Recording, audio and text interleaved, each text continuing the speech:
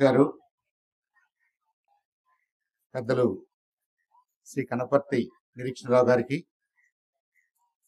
అలాగే ఈ కార్యక్రమంలో భాగస్వాములైనటువంటి గౌరవనీయులు పెద్దలు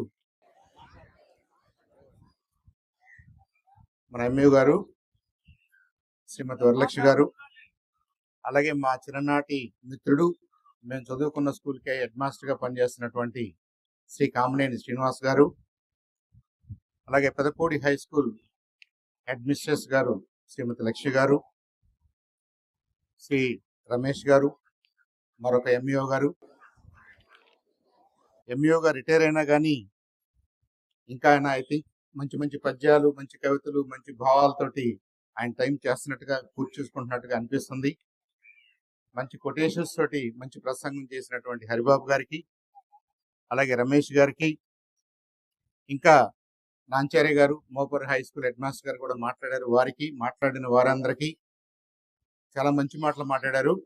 మా క్లాస్మేట్ గురించి, మా సోదరి గురించి, శ్రీమతి రత్నకుమార్ గారి గురించి.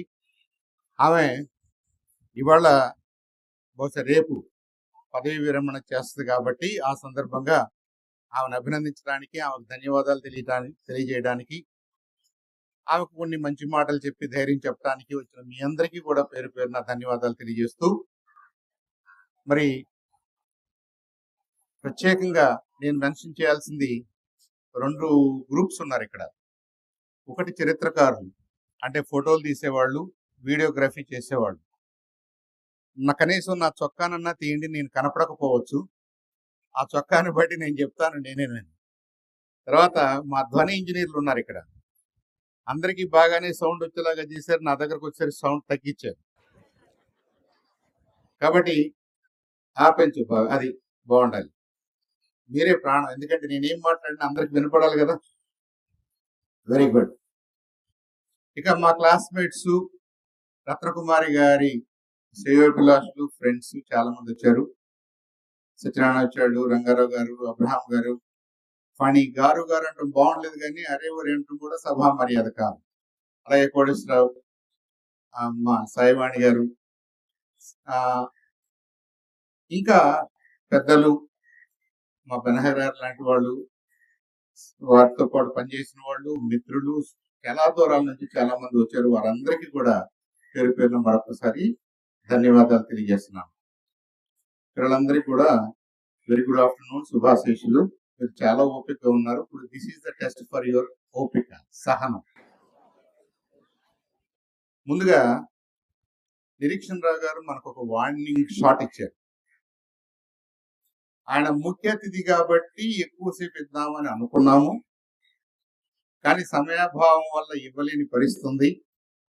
అది ఆయనకు అర్థమవుతుంది కాబట్టి ఒక 5-10 నిమిషాల్లో క్లోజ్ చేస్తే బాగుంటది అన్నట్టుగా ఒక వార్నింగ్ షాట్ ఇచ్చారు. అప్పటి నుంచి నేను ఎత్తుకుంటున్నాను, మనం ఏమి అలబి కోరుకోవాలి, మనం ఏ కారణం చేత ఎక్కువసేపు మాట్లాడటానికి అవకాశం తీసుకోవాలి అని. నేను తెనాలి నుంచి వచ్చానండి, 5 నిమిషాలు అన్నాడు ఒక ఆయన. నేను రాజమండ్రి నుంచి వచ్చానండి కాబట్టి నాకు అరగంట కావాలన్నాడు జాకబ్ గారు. మరి నేను చాలా దూరం వెళ్ళి తిరిగి వచ్చాను, అమెరికా దాకా వెళ్తాను, కాబట్టి నాకు ఎంత టైం ఇవ్వాలి చెప్పండి.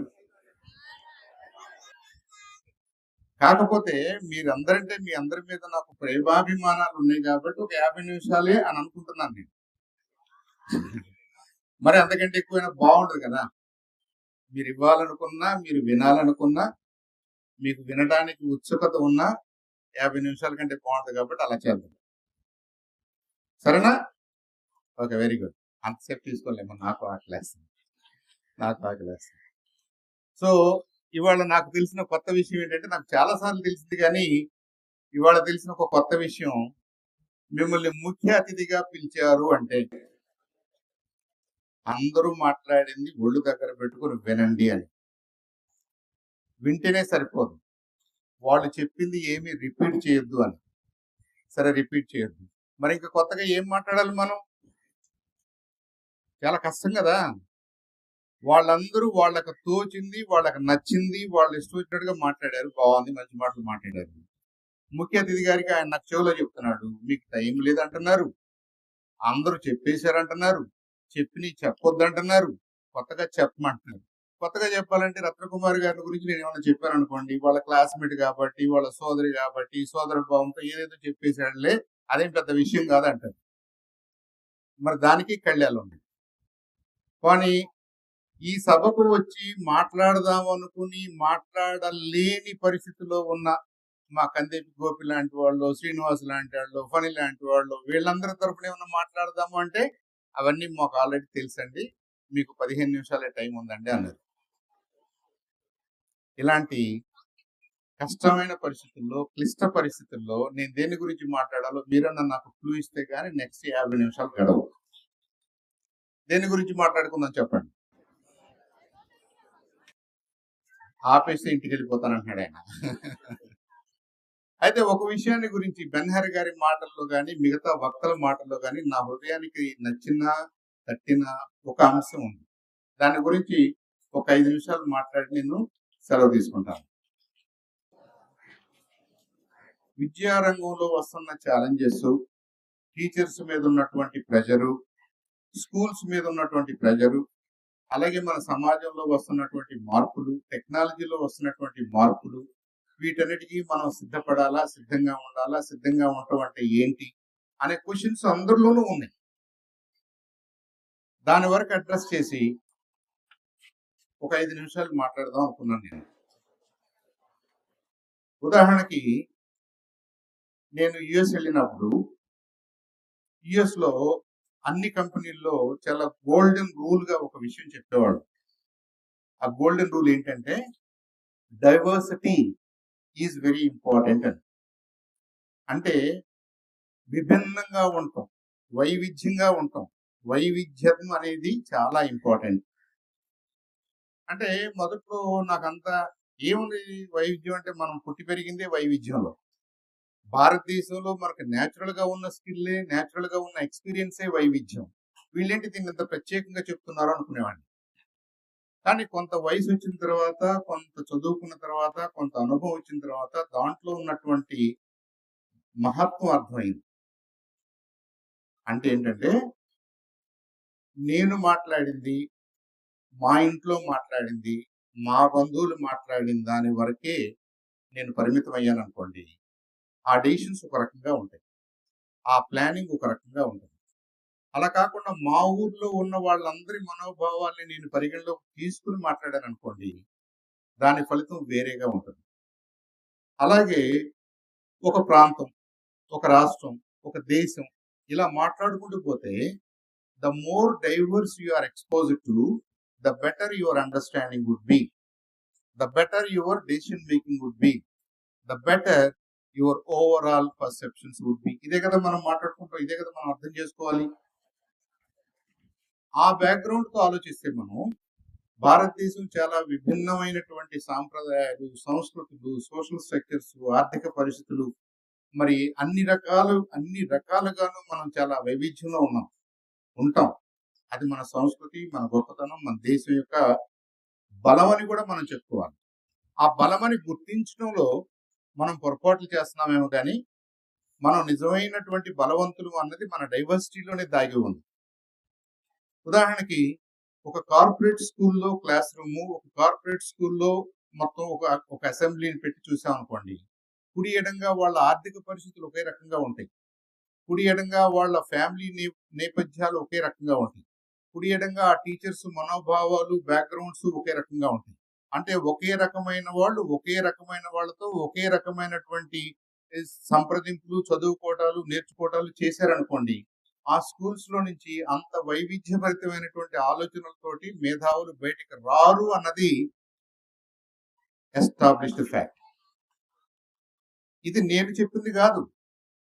మనం యూపీఎస్సీ ఎగ్జామ్స్ దాని రిజల్ట్స్ చూస్తే ప్రతి సంవత్సరం భారతదేశంలో 1000 మంది మంచి మంచి మిరకల్స్ లాంటి అడ్మినిస్ట్రేటర్స్ ని, ఆఫీసర్స్ ని ఎన్నుకుంటుంది యూపీఎస్సీ ద్వారా భారత ప్రభుత్వం. ఆ 1000 మందిలోనే మనకి కలెక్టర్స్ అవుతారు, మనకి ఎస్పీలు అవుతారు, అవి ఐఆర్ఎస్ ఆఫీసర్స్ అవుతారు, ఇంకో పెద్ద పెద్ద ఆఫీసర్స్ అవుతారు, జిల్లా స్థాయి ఆఫీసర్లు, రాష్ట్ర స్థాయి ఆఫీసర్లు అవుతారు. వాళ్ళందరి నేపథ్యం కనుక మనం గమనిస్తే మెజారిటీ ఆఫ్ దో స్టూడెంట్స్ ఆయా రాష్ట్రాల్లో ఉన్నటువంటి పబ్లిక్ స్కూల్స్ లో చదువుకున్న వాళ్ళు, గ్రామీణ ప్రాంతాల నుంచి వచ్చిన వాళ్ళు పబ్లిక్ స్కూల్స్ లోనే చదివి పబ్లిక్ యూనివర్సిటీస్ లో చదివి, పబ్లిక్ అంటే ఇక్కడ ఏంటంటే అర్థం నా మాటకు అర్థం ఏంటంటే ఈ high school public high school, ఇది ప్రభుత్వ పాఠశాల, ప్రభుత్వ కళాశాల, ప్రభుత్వ యూనివర్సిటీలు, ఇవన్నీ దేనికి అర్థం పడుతున్నాయి? మన భారతదేశం యొక్క సంస్కృతికి, ఈ విభిన్నమైనటువంటి పాత్రలకి, విభిన్నమైనటువంటి మనస్తత్వాలకి, విభిన్నమైనటువంటి బ్యాక్గ్రౌండ్స్ కి, విభిన్నమైనటువంటి ఆశలు ఆకాంక్షలకి అర్థం పడతాయి. ఇలాంటి గ్రూప్స్ లో నుంచి మాత్రమే ఇలాంటి గ్రూప్స్ ని అడ్మినిస్ట్రేట్ చేయగలిగినటువంటి కలెక్టర్స్, ఎస్పీలు, ఇంకో పెద్ద పెద్ద ఆఫీసులు రావడానికి అవకాశం ఉంటుంది.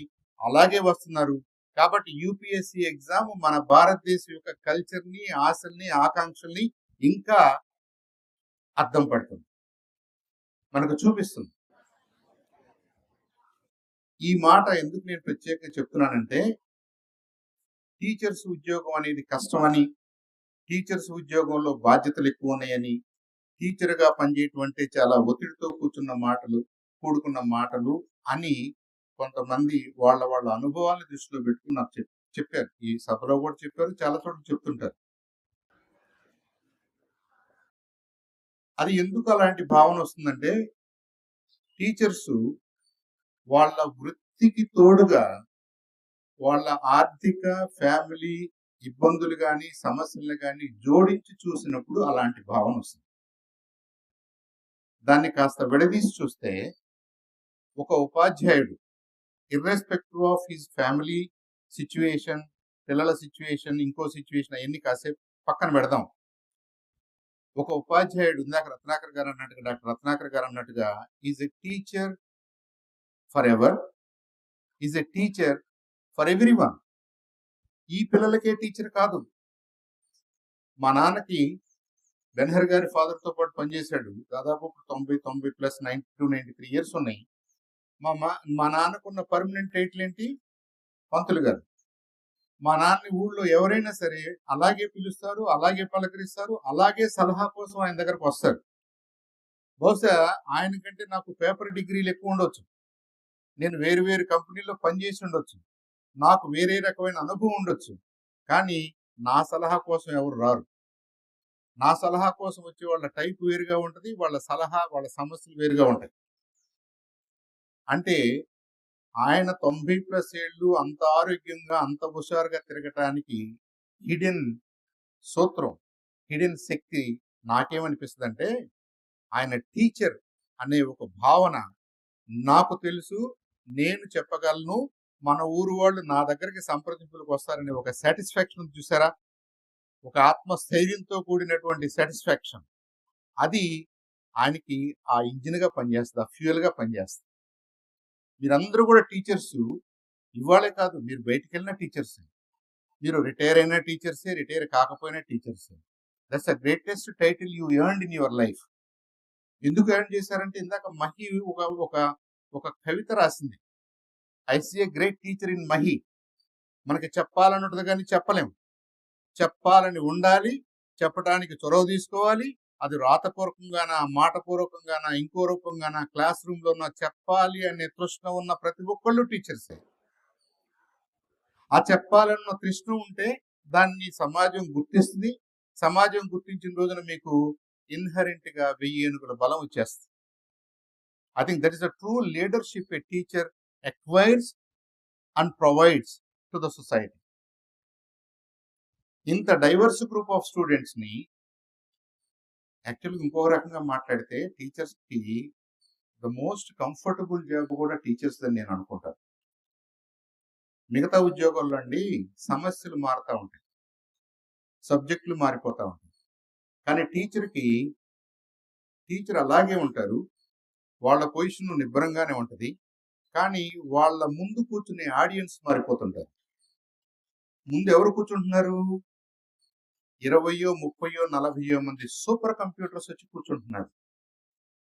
మళ్ళీ నెక్స్ట్ ఇయర్ అదే ఏజ్ గ్రూప్ లో మళ్ళీ వస్తున్నారు, మళ్ళీ నెక్స్ట్ ఇయర్ అదే ఏజ్ గ్రూప్ లో వస్తున్నారు. వీళ్ళకి సంబంధించిన వీళ్ళ మాటలు వినే వాళ్ళ ఏజ్ గ్రూప్ మారట్లేదు. కాబట్టి టీచర్ ప్రతి సంవత్సరం కూడా ఈ ఏజ్ గ్రూప్ లో ఉన్న మనోభావాల్ని అర్థం చేసుకుంటూ, ఈ ఏజ్ గ్రూప్ లో ఉన్న పిల్లల మనోభావాల్ని, మానసిక వికాస అవసరాలని అర్థం చేసుకుంటూ, తనను తను వాళ్ళకి అనుకూలంగా మార్చుకుంటూ వాళ్ళలో ఆ మార్పు తీసుకురావడానికి ట్రై చేస్తుంది. So she's doing a constant work and she's getting better at doing the same thing. కాబట్టి టీచర్స్ ఎక్స్పీరియన్స్ వచ్చే కొద్దీ మోర్ వాల్యుబుల్ గా తయారవుతారు. Because they have dealt with many people with more or less same psychological, same physical, same ఇంకో రకమైనటువంటి ఆ frame లో ఉన్నటువంటి ఆడియన్స్ తోటి వాళ్ళు పనిచేస్తారు. కాబట్టి మళ్ళీ నాకేదైనా అవకాశం వస్తే, మళ్ళీ నువ్వు చదువుకుని, నువ్వు బీఈడి చదువుకుని, నువ్వు డిఎస్సి రాసి నీకు ఏదైనా ఉద్యోగం ఇస్తారని ఎవరైనా అంటే, గెస్ వాట్, నాకు ఎలాంటి ఉద్యోగం చేయాలని ఉంది? టీచర్. అప్పుడు మీరందరూ పెద్దవాళ్ళు అయిపోతారు, మీరు నా కొలీగ్స్ అయిపోతారు. I think that is the best profession one could Aspire for. ఇంకా మీరు స్పేస్ సైంటిస్ట్ అనండి, మేనేజ్మెంట్ కన్సల్టెంట్ అనండి, రాజకీయ నాయకుడు అనండి, ఇంకోటి అనండి, అవన్నీ ఏంటంటే yes, they're also important. I'm not belittling any one profession as such. But fundamental గా సొసైటీ అంటే మనుషులని, సొసైటీ అంటే మానవ క్యాపిటలే కదా, హ్యూమన్ క్యాపిటలే కదా. ఈ హ్యూమన్ క్యాపిటల్ ని అర్థం చేసుకుని, తీర్చిదిద్ది, తయారు చేసి సమాజానికి అందించగలిగినటువంటి ఆపర్చునిటీ ఒక టీచర్కే ఉంది, ఇంకా మిగతా ఎవరికి లేదు. మిగతా వాళ్ళని ఇంకొక లెవెల్లో మేనేజ్ చేయాలనో, కంట్రోల్ చేయాలనో, వీళ్ళ ద్వారా లాభం పొందాలనో, నష్టాలు ఉంటారే గాని మిమ్మల్ని తీర్చిదిద్దే బాధ్యత తల్లిదండ్రుల తర్వాత, తల్లిదండ్రుల కంటే ఒక రకంగా ఎక్కువగా టీచర్స్కే ఉంది. కాబట్టి మాతృదేవో భవ అంటే మనకి ఏమీ తెలియనప్పుడు, మనకి పట్టుకోవడం తెలియదు, తినటం తెలియదు, కూర్చోవడం తెలియదు, నడవడం తెలియదు, బట్టలు వేసుకోవడం తెలియదు అన్నప్పుడు మనకి టీచర్ ఎవరు? First mother.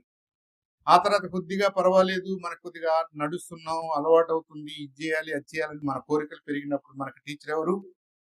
ఫాదర్. పితృ దేవో భవ. వాళ్ళు బేసిక్ గా మిమ్మల్ని ఫామ్ చేశారు. కానీ ఇప్పుడు మిమ్మల్ని రిఫైన్ చేయాల్సిన బాధ్యత ఎవరిది?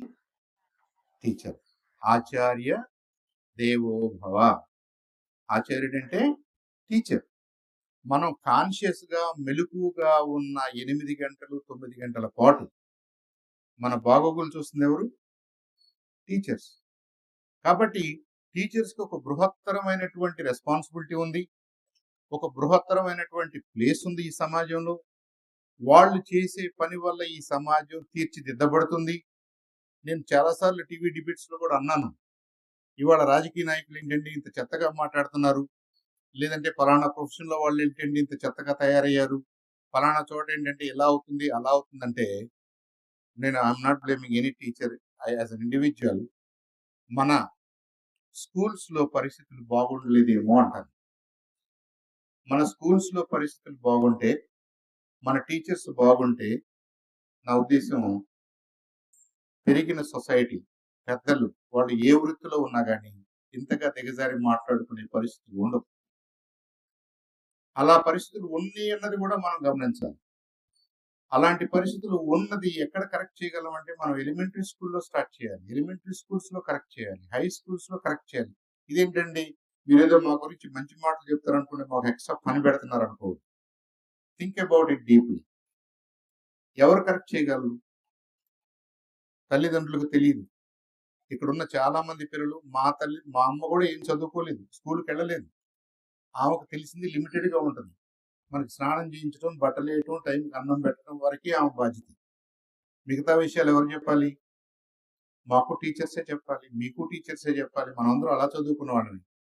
కాబట్టి ఇక్కడ మనం మాట్లాడుకుంటున్నాం, ఈ పిల్లలందరినీ అటెన్షన్ లో ఉండమంటున్నాం, కానీ మన చుట్టూ ఉన్న పెద్దలు, టీచర్స్ అందరూ కూడా వాళ్ళ కబుర్లు చెప్పుకుంటున్నారు. Is that fail? కాదు కదా. మన మాటలను బట్టి ఎవరు మనల్ని అనుకరించరండి, మన చేతలను బట్టే అనుకరిస్తుంది. ఇందాక నుంచి నిరీక్షణ రావు గారు మీరు జాగ్రత్తగా ఉండండి, మీరు మాట్లాడుకోవద్దు, మీరు ఇక్కడ మాట్లాడుతున్న వాళ్ళ విషయాలు మాట్లాడండి, వినండి అని చెప్తున్నాడు కదా. కానీ చుట్టూ చూడండి, ఈ చుట్టూ ఉన్న పెద్దలు చూడండి ఏం చేస్తున్నారు. వాళ్ళు ఇద్దరు, ముగ్గురు, నలుగురు, ఐదుగురుగా సమావేశాలు పెట్టుకున్నారు. అంటే వాళ్ళకి ఈ మాటలు అవసరం లేదనా, వాళ్ళకి ఈ సభతో సంబంధం లేదనా, వాళ్ళకి సభా మర్యాదలు తెలియదనా, వాళ్ళు చేస్తున్నప్పుడు మేం చేసే తప్పు ఏంటని ఈ చిన్నపిల్లలు అనుకోవటంలో ఏమన్నా తప్పు ఉందా? ఎవరిని బ్లేమ్ చేయాలో మనకు తెలియట్లేదు కదా. ఏమండి చంద్రశేఖరరావు గారు బాగానే మాట్లాడతాడు అనుకుంటే మమ్మల్ని అందరినీ బ్లేమ్ చేసి వెళ్ళాడు అనుకుంటున్నాడు ఆయన. ఇప్పుడు ఎంత సీరియస్ గా చూస్తున్నాడో చూడండి. ఆయన అలాగే చెప్పుకుంటాడు, మనకేం పెట్టలేమనుకుంటున్నారు ఇంకా కొంతమంది. అందుకే ఈయన సౌండ్ పెంచమన్నాను మా ధ్వని ఇంజనీర్ గారిని. మా ధ్వని ఇంజనీర్ గారు సౌండ్ పెంచుతున్నాడు కానీ వాళ్ళకి వినపట్టలేదు, విన్నా పట్టించుకోవట్లేదు.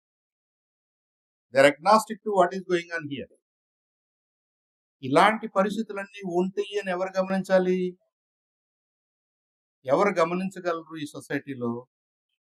ఎవరిది బాధ్యత? డెఫినెట్ గా టీచర్స్దే. టీచర్స్ కి రెస్పాన్సిబిలిటీ అనుకోవద్దండి. మీ దగ్గరే ఆ విద్య ఉంది, మీ దగ్గరే ఆ అవకాశం ఉంది, మీ దగ్గరే ఆ నైపుణ్యాలు ఉన్నాయి. You are highly trained, you are highly skilled, you are highly respected by the society. మీరు తక్కువగా అంచనా వేసుకోవద్దు. నేను మా నాన్న చూసినప్పుడల్లా నాకు అదే అనిపిస్తుంది. No teacher here or ever anywhere should ever think that okay నాకేదో సమస్య ఉంది, నన్ను పట్టించుకోవట్లేదు, నన్ను సొసైటీ గుర్తించట్లేదు అన్న మాట మీ మనసులో కూడా రావాల్సిన అవసరం లేదు. మీరు కావాలంటే రిటైర్డ్ టీచర్స్ దగ్గరికి వెళ్ళి కూర్చోండి. 90 ఏళ్ల వయసులో ఉన్నాళ్ళు, 80 ఏళ్ల వయసులో ఉన్నాళ్ళు, సుంకర రాధాకృష్ణమూర్తి గారు లాంటి వాళ్ళు, వాళ్ళ దగ్గరికి వెళ్ళి కూర్చోండి. వాళ్ళు ఎంత ఫుల్ఫిల్డ్ లైఫ్ గడుపుతున్నారో చూడండి, వాళ్ళు ఎంత సాటిస్ఫాక్షన్ లో ఉన్నారో చూడండి. Not because of the money, not because of their ఇంకేదో కాదు. వాళ్ళు ఏంటంటే నేను లైఫ్ అంతా కూడా ఒక 1000 మందినో 2000 మందినో 3000 మందికో చదువు చెప్పాను, వాళ్ళలో ఇంజనీర్లు ఉన్నారు, వాళ్ళలో పొలిటీషియన్స్ ఉన్నారు, వాళ్ళలో లాయర్స్ ఉన్నారు, వాడు బాగా చేస్తున్నాడు, వీడు బాగా చేస్తున్నాడు, నాకు సాటిస్ఫాక్షన్ రా అనుకుంటున్నారు వాళ్ళు. ఆ ఊళ్ళో వాళ్ళందరూ కూడా వాళ్ళ దగ్గరకు వస్తున్నారు సలహాలు సంప్రదింపుల కోసం ఇవాళ కూడా. I think that is the position you have, that's the position society has given you as a teacher. అందున మీరేదో కార్పొరేట్ వరల్డ్ లో ఉన్న టీచర్స్ కాదు, అరకొరగా మీరు టీచర్స్ అవ్వలేదు. మీరు ఎంఏలు చదివారు, ఎంఎస్సీలు చదివారు, బీఈడీలు, ఎంఈడీలు చదివారు, మీకు ట్రైనింగ్ ఉంది, మీ మీద పర్యవేక్షణ ఉంది, మీ మీద మంచి మంచి అధికారులు, పెద్ద పెద్ద అధికారులు, గవర్నమెంట్ మొత్తం కూడా మిమ్మల్ని పరిశీలిస్తుంది. మిమ్మల్ని వాచ్ చేసి పనిష్ చేయడానికి కాదు. మీరు బాగుంటే, మీరు దీన్ని సీరియస్ గా తీసుకుంటే సొసైటీ బాగుంటుంది అనేది ఇక్కడ అల్టిమేట్ గోల్. కాబట్టి టీచర్స్ అందరికీ with that appeal, I commend you for the hard work. I commend you for your dedication. I commend you, and I feel a bit jealous of your opportunity to be able to transform this society into the society that you like, into the society that everybody likes. ఈ సొసైటీలో ఏదైనా problem ఉందంటే నా వరకు నేనైతే అతను అమ్మాయో వాళ్ళు వెళ్ళిన స్కూల్ ఆ టైంలో ఉన్న teachers maybe they were negligent, maybe they fail, కాబట్టి వీడిలా తయారయ్యాడు అని నా అనుభవం మొత్తంలో నుంచి నాకు అనిపిస్తుంది. మీకు ఎలా అనిపిస్తుందో నాకు తెలియదు. If I look at any child who missed opportunities, if I look at any adult who is misbehaving, if I look at anybody who gets into law and order problems, if I look at any politician, any lawyer, any officer, any doctor who is trying to do harm to the other person, we should feel sorry for him because he never got an opportunity with good teachers. వాళ్ళ teachers అతన్ని ఆర్డర్లోకి తీసుకురాలేకపోయారు. ఇది మీరు ఎలా విశ్లేషించుకున్నా ప్రైవేట్గానైనా నేను మాట్లాడగలను. But look at this diversity, look at these kids. వీళ్ళందరూ రకరకాల బ్యాక్గ్రౌండ్స్ లో, probably some of them are very first time high school students. వాళ్ళ నాన్న వాళ్ళ ఇల్లు ఉండరేమో, వాళ్ళ తాత వాళ్ళ ఇల్లు ఉండరేమో, ఇంకోటి అయ్యి ఉండొచ్చు. వాళ్ళ సోషల్ బ్యాక్గ్రౌండ్ అలా ఉండుండొచ్చు, వాళ్ళ ఎకనామిక్ బ్యాక్గ్రౌండ్ అలా ఉండుండొచ్చు, ఇంకోటి ఏదో ఉండుండొచ్చు. ఇవాళ హై స్కూల్ అంటే, ప్రభుత్వం స్కూల్ అంటే ఒక గుడ్ ఆపర్చునిటీగా మనం చూడాలి. This is the place where you learn about human issues. This is the place where you learn about human psychology. This is the place where we can, ఇది వాళ్ళకి చెప్పడానికి, వాళ్ళకి అర్థమయ్యేలాగా చెప్పడానికి, వాళ్ళకి వివరించడానికి, వాళ్ళని కన్సోల్ చేయడానికి, వాళ్ళని ప్రమోట్ చేయడానికి ఒక గ్రేట్ ఆపర్చునిటీ ఇక్కడే ఉంది. గవర్నమెంట్ స్కూల్స్ లోనే ఉంది, కార్పొరేట్ స్కూల్స్ లో లేదు. కార్పొరేట్ స్కూల్స్ లో డైవర్సిటీ లేదు. కార్పొరేట్ స్కూల్స్ లో అందరూ మంచి మంచి ఉద్యోగస్తుల కొడుకులే, మంచి మంచి వ్యాపారస్తుల కొడుకులే, మంచి మంచి కారుల్లోనూ బస్సుల్లోనూ వస్తున్నారు. వాళ్ళ పరిధి చాలా లిమిటెడ్ గా ఉంటది. ఇక్కడ ఉన్న స్టూడెంట్స్ పరిధులు డిఫరెంట్ గా ఉంటాయి. ఒక మంచి మాట చెప్తే వాళ్ళకి కనెక్ట్ అవుద్ది, వాళ్ళకి అర్థం అవుద్ది. హ్యూమన్ సఫరింగ్ వాళ్ళకి అర్థం అవుద్ది. ఈ సఫరింగ్ ని ఓవర్కమ్ చేయడానికి నువ్వు ఎలా నిన్ను నువ్వు తీర్చిదిద్దుకోవాలో వాళ్ళకి అర్థం అవుద్ది.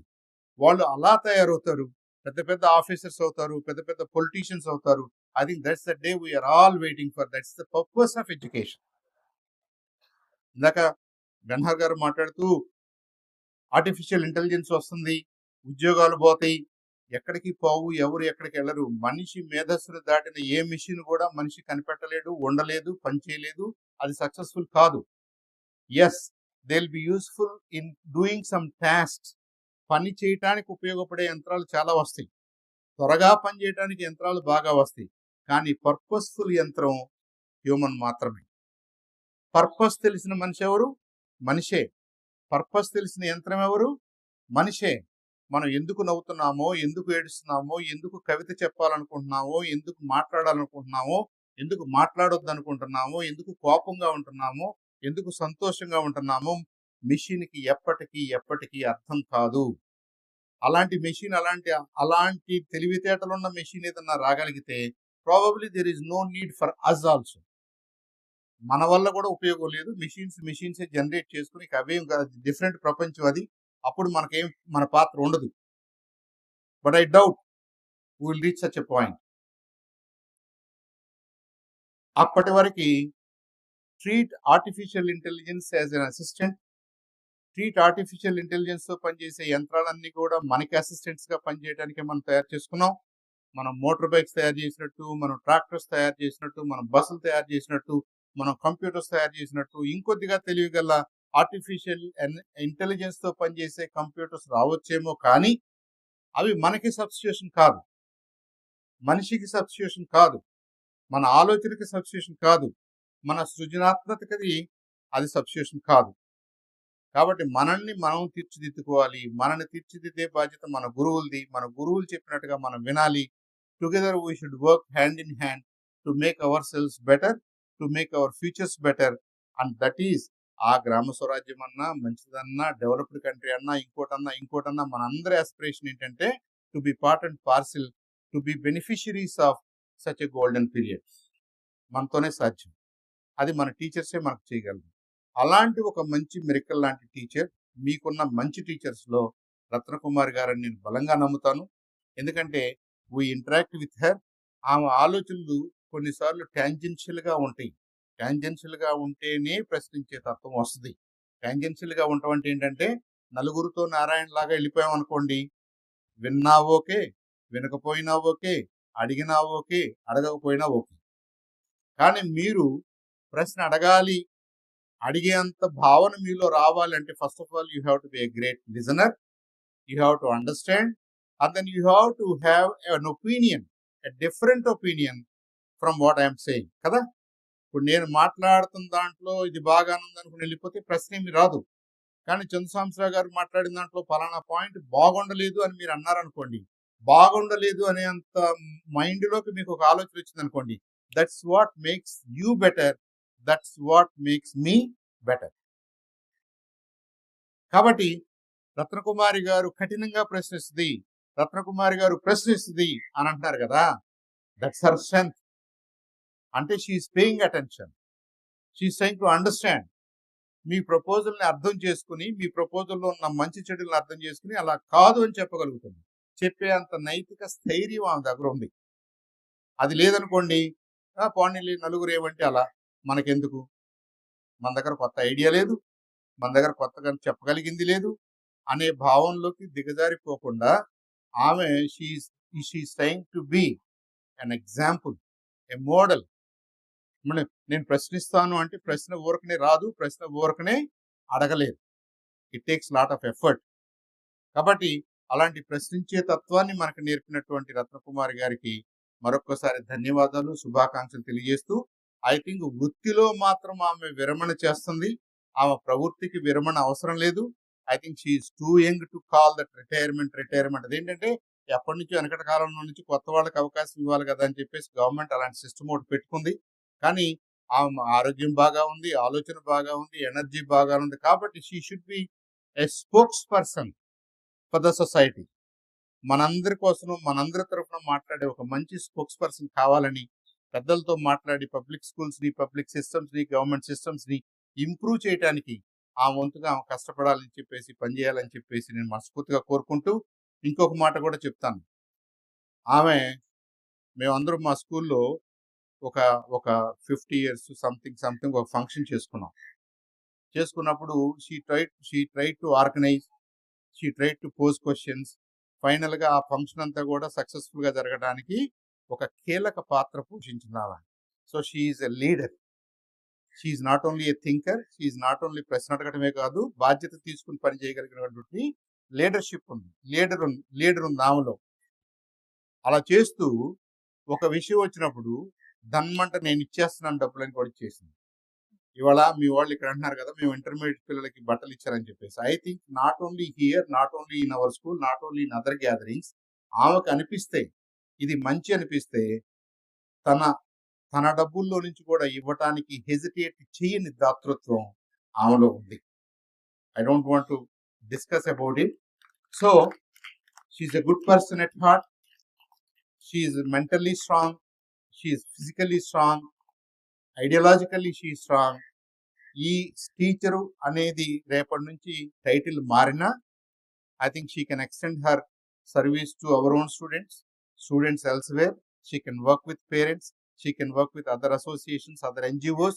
She should continue her effort to transform the society for betterment అని నేను మనస్ఫూర్తిగా కోరుకుంటూ, ఆమెను రిక్వెస్ట్ చేస్తూ, నాకు ఈ అవకాశం ఇచ్చినటువంటి మరి హై స్కూల్ వారికి, హెడ్ మాస్టర్ గారికి, both teaching and non teaching faculty మెంబర్స్కి, ఫ్రెండ్స్కి, కుటుంబ సభ్యులకి, అందరికీ కూడా, మా క్లాస్మేట్స్కి పేరు పేరున నమస్కారాలు తెలియజేసుకుంటూ, నేను 50 నిమిషాలు అన్నాను కానీ 32 నిమిషాలు ఆపుతున్నాను.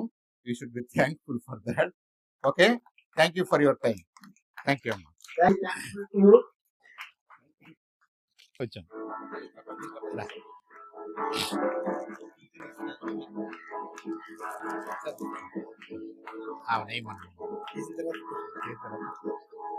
దీని మీద మళ్ళీ అది పడదు. థ్యాంక్ యూ అమ్మా, thank you, all the best. Retirement మనసులో పెట్టుకోవద్దు, ఆ పదవి ఎందుకో నాకు అనీజీగా అనిపిస్తుంది. Okay sir.